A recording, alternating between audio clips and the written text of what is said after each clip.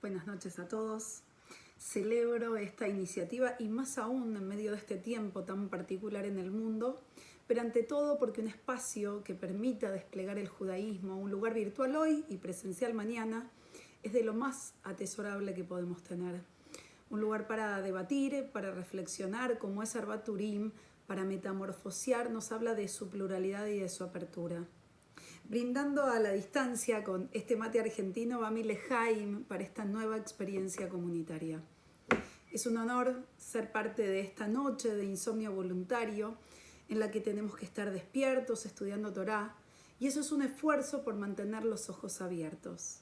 Desde acá comparto la lucha contra los ojos cerrados, porque vamos a seguir buscando juntos los dobleces de este libro infinito que todavía tiene mucho que decir y mucho que mostrar.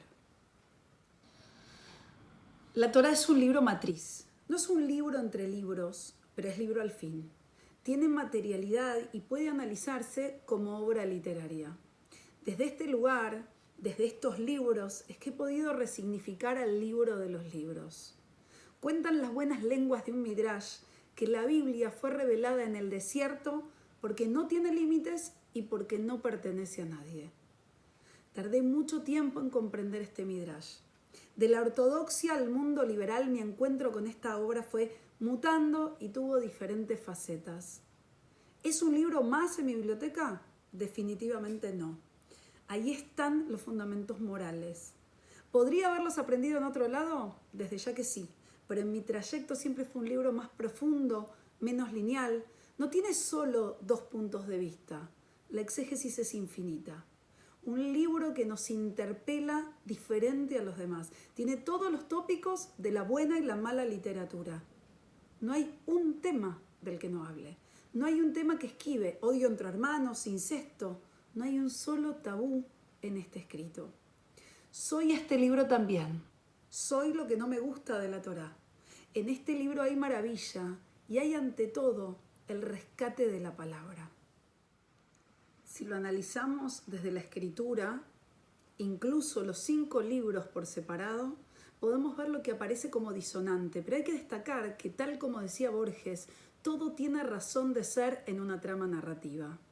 Borges, cuando se refería a la poesía, decía que todas las palabras tenían que mirar hacia el mismo lado, además de haber dicho que el libro es una extensión de la imaginación y de la memoria. Hay otros autores y teóricos que aluden a que en un relato todo tiene que ser funcional. Cuando uno analiza la Torá, puede ver esas sorprendentes conexiones que algunos estudiosos nos muestran muy sabiamente, a tal punto que es frecuente decir, ¿cómo no me di cuenta? Para estudiar cualquier obra literaria podemos, a grandes rasgos, con enormes trazos gruesos, decir que hay funciones cardinales y catálisis. Las funciones cardinales son los núcleos, los nudos grandes, los nudos fuertes de la obra. Son las que conforman el esqueleto, la estructura central. Y la catálisis son acciones secundarias que crean suspenso, que demoran el relato. Pero estas digresiones en la Torá no son un mero efecto de distracción, para nada. No hay asuntos menores en la Torá. Todo tiene sentido, una fuerza, una explicación. La Torá es el único libro con vocación de totalidad que no es totalitario, que pretende que lo sigamos leyendo e interpretando, que le sigamos dando vueltas al asunto. En este sentido, a mi criterio, cumple más con una definición de Cortázar sobre el cuento. Él decía que cada elemento es una pieza de relojería y que debería funcionar a la perfección. Ahí, en esas digresiones de la Torá, nos mostramos ávidos, queremos ver cómo sigue, cómo terminó y queremos saber el final de la historia. Pedimos, no nos distraigan, y sin embargo, en esa demora, en esas moralejas, hay aprendizaje, preguntas, dudas, sorpresa, suspenso.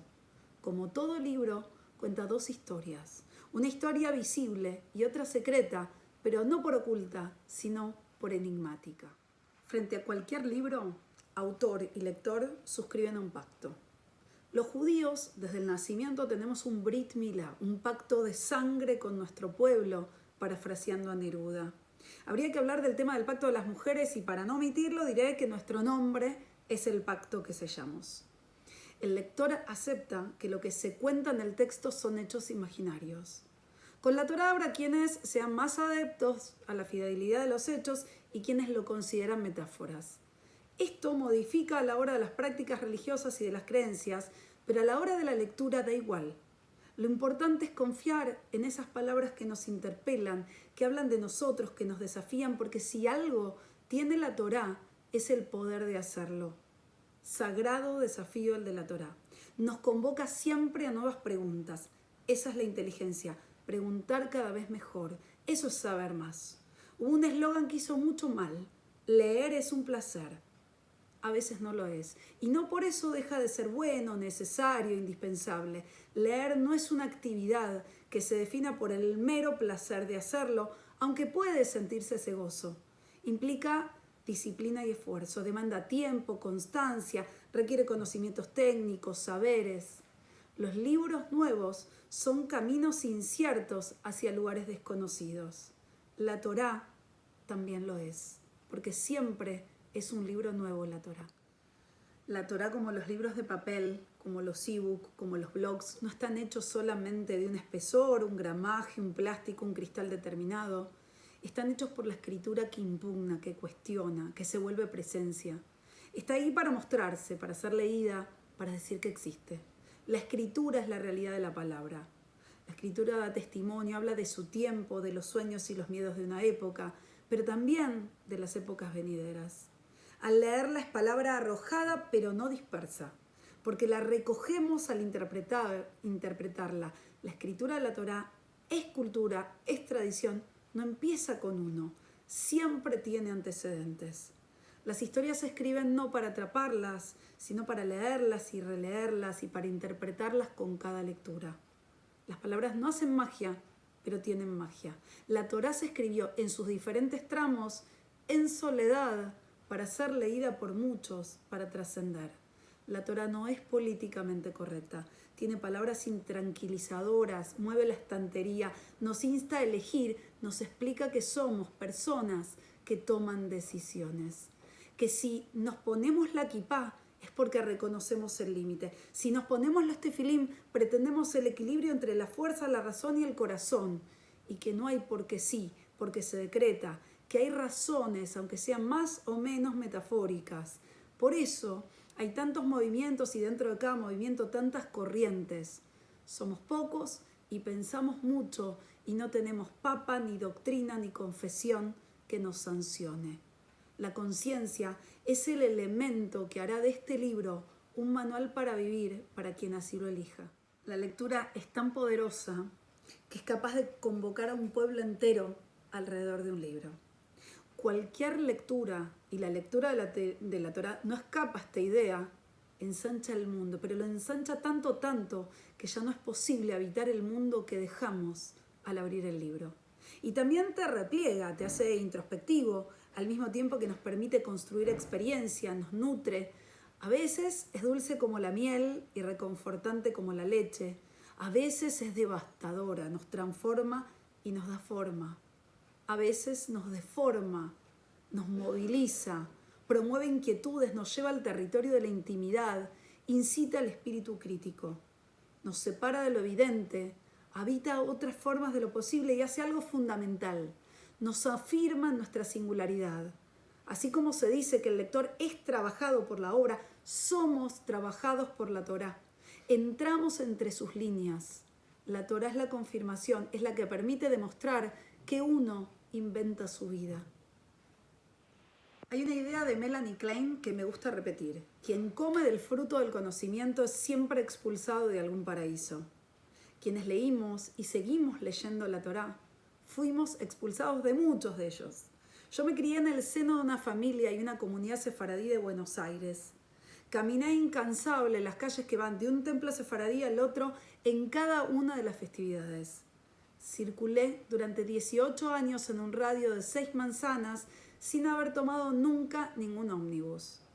De los 2 a los 18 años vi los mismos rostros todos los días en los 2 ámbitos en los que me movía, la escuela y el club. A esos lugares, a esas personas y a esas vivencias debo en gran parte lo que soy. A veces por lo que me han brindado y otras por el contramodelo. He sido parte del 2% de mi curso del secundario que terminó la universidad. La Torá era sagrada, y cuando digo sagrada me refiero a que solo el rabino de esa comunidad tenía la potestad de interpretarla y decirnos cómo debíamos hacerle honor a la hora de cumplir con sus mandamientos. Deseaba desesperadamente migrar de ese universo. Lo esperaba como se esperan las buenas cosas. Las preguntas marcaron mi vida y en ese pequeño y maravilloso gueto, a veces opresivo, a veces tranquilizador, los cuestionamientos incomodaban. Supongo que mi parte de mujer aguerrida viene del barrio, de la comunidad, de ese entorno, incluso de esa familia. Vengo de una abuela que en el año 1902 dejó plantado un hombre en la jupá, ese palio nupcial, porque frente a la cenie, el ajuar que el hombre le obsequiaba a la mujer para arreglarse para la noche de bodas, él le dijo que ojalá que ella mereciera esas chinelas de plumas que le había comprado. Ella sabía que merecía más que eso y también sabía como mujer que no debía merecerlas, que era un concepto errado y lo dejó. Le dijo que no iría a casarse por templo aunque la ley argentina ya los hubiera unido. Mi papá no heredó esa rebeldía y se aferró a los mandamientos religiosos con la convicción de que ese era el camino correcto. Optó por la rectitud y no recuerdo que jamás haya dicho lo que se debía hacer, solo lo hacía. Y desde esa casa hasta la que es hoy la mía, pasando por todos los recorridos y trayectos, es que he resignificado la lectura de la Torá, que leí entre doxos y que elegí mostrarle a mis hijas entre liberales. Desde el departamento pequeño en el que vivía en ese gueto, en el que se trabajaba y se rezaba, hice de la lectura mi propio cuarto. Los libros fueron mi lugar, mi refugio, mi espacio. Ellos me abrieron un paraíso y me quitaron algo de lo que tenía. Ya nada se circunscribía solo a las pocas manzanas que eran todo mi mundo. Como se sabe, la lectura es transgresora, me lo enseñó Michel Petit. Cuando se lee, se salta una tapia, la de la comunidad, la del barrio, la de la familia. Necesitamos darle la espalda a los nuestros. Barenboim lo dice en relación a la orquesta, él dice que para dirigirla hay que darle la espalda a la multitud. La lectura nos saca de nuestro pequeño terrón, nos lleva a nuevos territorios, nos cercena al paraíso cercano, nos aparta. La Torá hace lo mismo, pero también nos invita a ser parte de nuestros desciframientos, nos permite comprender, inventariarnos.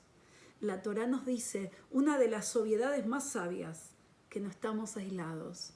La Torá une y separa a muchísimos judíos, y a judíos y no judíos, pero las lecturas de la Torá son la prueba de la pluralidad. La Torá nos desordena y nos ordena, es relato y aprendizaje. Suelo decir que las historias nos deshilachan y nos reintegran, nos restituyen, nos reparan, nos abrigan y a veces nos desamparan. Hacen magia y rompen los hechizos. La Torá tiene todas esas capacidades absolutamente intactas. Todo lo que podemos ofrecernos en cualquier tiempo, no solo en estos tan particulares, es un puñado de palabras, una constelación de ideas para confrontar con otras.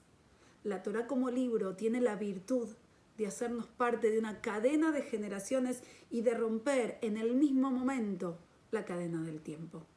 Esta es una noche para leer la Torá, para pensarla, para reflexionar. Yo les dejo una consigna de Cervantes. En algún lugar de un libro hay una frase esperándonos para darle sentido a la existencia. La Torá, como el amor, incluso como el que menos duró, tiene vocación de eternidad. Muchísimas gracias.